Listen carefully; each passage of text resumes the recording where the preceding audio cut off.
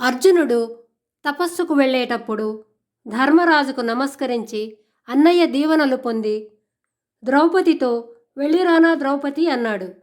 మిగిలిన సోదరుల కంటే ముందు ద్రౌపదికే చెప్పాలి, అదే ధర్మం. ద్రౌపది ఇంక వెళ్ళిరానా అంటే ఆవిడ ఎదురొచ్చి అర్జునుడిని దీవించింది అంటే భార్య భర్తను దీవించవచ్చా అనే అనుమానం వస్తుంది.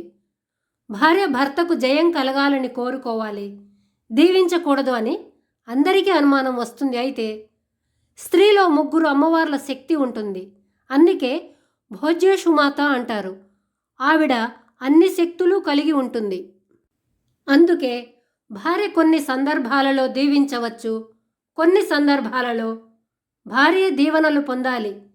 ఎప్పుడైనా భర్త కొత్త ప్రాంతానికి సంపాదించడానికి వెళ్ళేటప్పుడు మీకు జయం కలగాలని భార్య భర్తను దీవించాలి అని శాస్త్రములు చెబుతున్నాయి. అందుకే ద్రౌపది దీవించింది అని స్పష్టంగా మహాభారతంలో చెప్పారు.